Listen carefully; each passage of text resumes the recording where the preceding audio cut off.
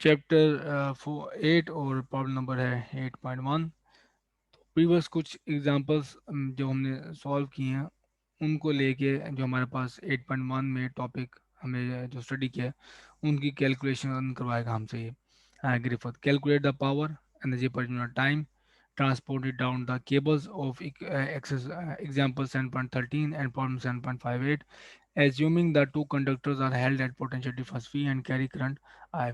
तो अभी जो हमने थोड़ी देर पहले प्रॉब्लम जो एग्जांपल डिस्कस किया 7.13, ये उसी की बात कर रहा है कि उसके अंदर जो हमारे पास एनर्जी पर यूनिट टाइम है ट्रांसपोर्टेड डाउन द केबल्स, तो इन केबल्स के थ्रू जो energy per unit time transport की जा रही है वो आप कैलकुलेट करें। ठीक है, और प्रॉब्लम 7.58 ये मैंने आपको नहीं शो की, लेकिन फिर भी हम देख लेंगे कि किस तरह से आपने पॉइंटिंग वेक्टर और पावर आपने कैलकुलेट करनी है। तो बेसिक मकसद यही है। तो कोएक्सियल जो सिलेंड्रिकल शेप थी उसके लिए हमने मैग्नेटिक फील्ड अभी देख ली, हम पेज लॉ से पहले भी कैलकुलेट की है हमने, और गॉसी लॉ से हमने उसकी इलेक्ट्रिक फील्ड भी कैलकुलेट की हुई है। ठीक है, इलेक्ट्रिक फील्ड हमारे पास रेडियल होती है, मैग्नेटिक फील्ड हमारे पास कोएक्सियल होती है। तो आपने अगर पॉइंटिंग वेक्टर फाइंड आउट करना है तो पॉइंटिंग वेक्टर होगा एस इज इक्वल टू 1 और म्यू नॉट ये क्रॉस बी, दोनों का क्रॉस प्रोडक्ट है। तो एस क्रॉस फाई हमारे पास होता है along z from cylindrical coordinates. तो बाकी आपके पास मल्टीप्लिकेशन है इलेक्ट्रिक फील्ड और मैग्नेटिक फील्ड की, यूनिट वेक्टर पॉइंटिंग वेक्टर की डायरेक्शन हमारे पास अलॉन्ग जी है। तो अगर आपने पावर फाइंड आउट करनी है तो आपको इंटीग्रेट करना होगा इसके एरिया पे। तो एरिया पे आपको इंटीग्रेट करना होगा एस को। तो पॉइंटिंग वेक्टर में की वैल्यू मैंने यहाँ पुट कर दी। एरिया एलिमेंट आपके पास आ जाएगा 2 पाई एस डी एस, और आप इंटीग्रेट करोगे इनर सिलेंडर से लेके आउटर सिलेंडर तक। ठीक है, ये ए जो है इनर सिलेंडर का रेडियस है और बी आउटर सिलेंडर का रेडियस है, और किसी भी एरिया एलिमेंट दरमियान में जो हमारे पास आएगा वो 2 पाई एस उसका ये सरकमफेरेंस है और डी एस उसकी थिकनेस। तो अब आप इंटीग्रेट कर दें तो एस की हमारे पास जो एस की वैल्यू आप पुट करोगे, एस की वैल्यू पुट करोगे तो आपके पास lambda I 4 pi epsilon naught mu 4 pi square epsilon naught, और यहाँ पे 1/s स्क्वायर है। ठीक है, एस ये पॉइंटिंग वेक्टर नहीं है, ये हमारे पास वो सिलेंड्रिकल कोऑर्डिनेट है। तो एक एस ये वाला एस इस एस से कैंसिल आउट हो जाएगा, तो आपके पास बच जाएगा ये 1/s और डी एस, और एक पाई स्क्वायर पाई से भी कैंसिल हो गया। तो 1/s की आपके पास इंटीग्रेशन होती है लॉग बी ए। अब अगर आप इसी सिचुएशन के लिए कैलकुलेट करें potential difference between the two cylinder, तो आपको इंटीग्रेट करना होगा ए से बी तक ई डॉट डी एल को। तो यहाँ पे मैं सिर्फ पॉजिटिव वैल्यू ले रहा हूँ इसकी पोटेंशियल डिफरेंस की। तो ई की वैल्यू ये पुट कर दें आप, और आपके पास अगेन 1/s पे इंटीग्रेशन आ जाएगी, और ये लॉग है lambda over 2 pi naught log B A. तो ये रिजल्ट बिल्कुल हमारे पास जो जो हीटिंग लॉ था उससे भी कॉरस्पॉन्ड कर रहा है। वो भी power is equal to current time voltage था। इधर भी आप देख लें पावर आपने कैलकुलेट की है। ठीक है, और यहाँ से आपने वोल्टेज कैलकुलेट किया। सिर्फ वोल्टेज से आप आई मल्टीप्लाई कर दें तो आपके पास बिल्कुल ये एक्सप्रेशन बन जाएगा, ये एक्सप्रेशन बन जाएगा। ठीक है, तो ये जोल हीटिंग लॉ को भी हमारे पास जो पॉइंटिंग वेक्टर वाली फार्मूलाज हैं और कैलकुलेशंस हैं वो होल्ड करती हैं। तो एक सिचुएशन है, मैं भी अब प्रॉब्लम ने 7.58 नहीं की हुई, तो मैं सिर्फ आपसे ये कहूँगा कि आपके पास ये रिजल्ट लेट से गिवन है।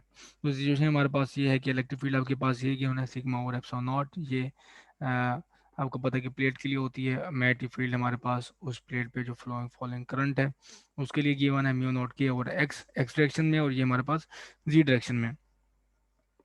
के हमारे पास है सरफेस करंट, और सरफेस करंट का करंट से रिलेशन हमारे पास होता है I divide by width, W हमारे पास यहाँ पे विड्थ है। तो इसके लिए आप पॉइंटिंग वेक्टर आसानी से कैलकुलेट कर लोगे। ए क्रॉस बी है सिग्मा और एप्सिलॉन नॉट म्यू नॉट के म्यू नॉट आई और डब्ल्यू ये मल्टीप्लाई हो जाएंगे, और जेड क्रॉस एक्स हमारे पास होगा वाई। तो इसके लिए अगर आपने पॉइंटिंग पावर कैलकुलेट करनी है तो थोड़ा बहुत आपको प्रॉब्लम का अंदाज़ा होना चाहिए जो मैंने अभी एक्सप्लेन नहीं की। तो ये मेरे पास एक विड्थ है जो जिसमें हमने एक वॉल्यूम है जिसकी हमारे पास विड्थ डब्ल्यू है और हाइट हमारे पास एच है, उस पर हमने इसको इंटीग्रेट किया।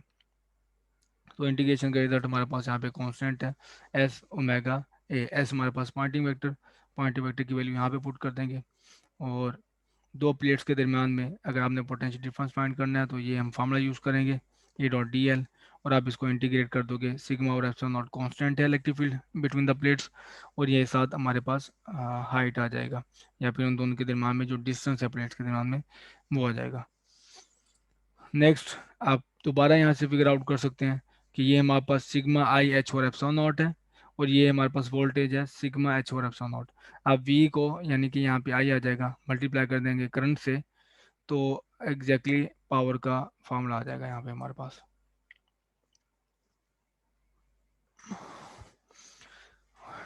प्रॉब्लम नंबर 9.9, और बहुत ही सादा सी एक्सरसाइज है, और वो ये है कि write down the electric and magnetic field for monochromatic plane wave of amplitude E naught, frequency omega and phase angle 0, that is traveling in the negative x direction and polarized in the z direction, traveling in the direction from the origin to the point 111 with polarization parallel to the xz plane. In each case sketch the wave and give the explicit Cartesian components of k and n.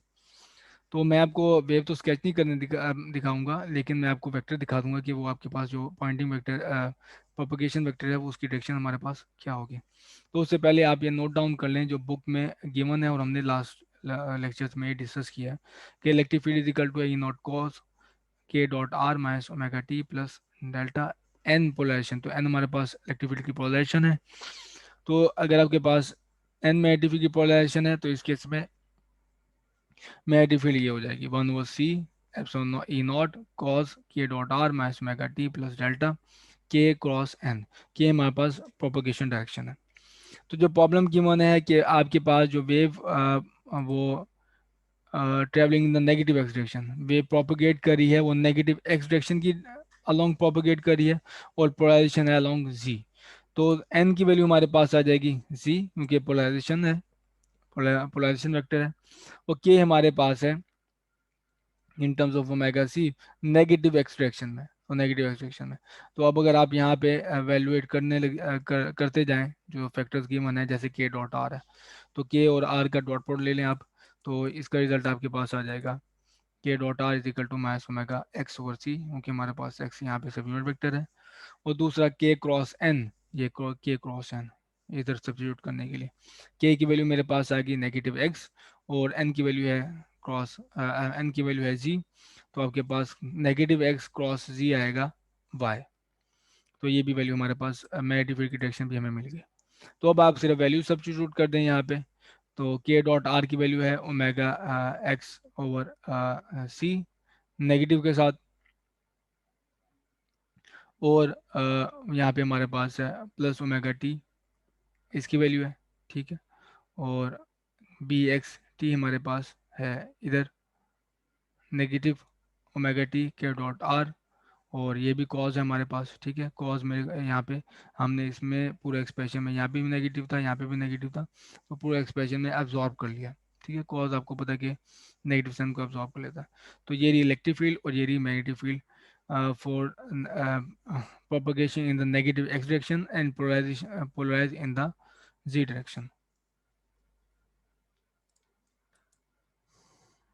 Problem में next task हमारे पास ये था कि आपने अब जो polarisation है वो लेनी है in the plane X and Z, parallel to the plane X and Z, और जो प्रोपगेशन होगी हमारे पास वो अलोंग 1 1 1 होगी यूनिट वेक्टर, ठीक है।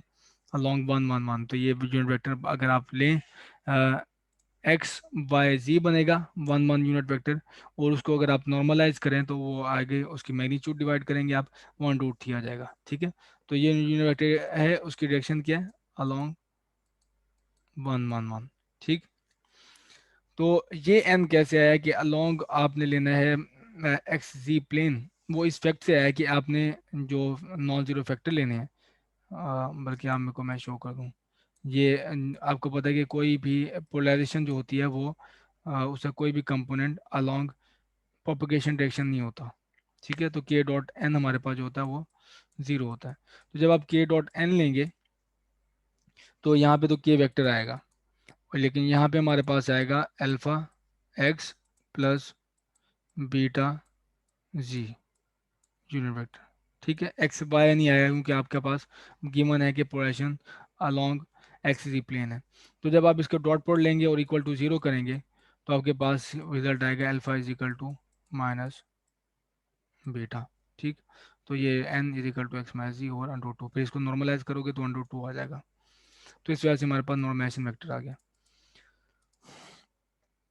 तो k dot are is equal to r के साथ मैंने जब इसका डॉट लिया तो वो आ जाएगी ये वैल्यू, एक्स एक्स के साथ वन हो जाएगा, वाई वाई के साथ वन हो जाएगा, सी जी के साथ वन हो जाएगा। देखिए ये वेक्टर की वन है। ठीक है, तो एक्स प्लस वाई प्लस जी आ गया। अब इन दोनों का आप क्रॉस प्रोडक्ट लें, वो ये डिटरमिनेंट की फॉर्म में आप ले सकते हैं। तो के यूनिट वेक्टर ये और एन का क्रॉस प्रोडक्ट आपके पास समान और under 6 minus X plus 2 Y minus Z. तो अब अगर आप इन की वैल्यू लेके इसमें सब्स्टिट्यूट करें इस एक्सप्रेशन में तो आपके पास ये इलेक्ट्रिक फील्ड आ जाएगी। मैग्नेटिक फील्ड बिल्कुल सेम यही होगी, लेकिन उसकी डायरेक्शन आप देख लें कि ये होगी direction K cross N 1/√6 minus X plus 2 Y minus Z, और सी से आप डिवाइड कर दो।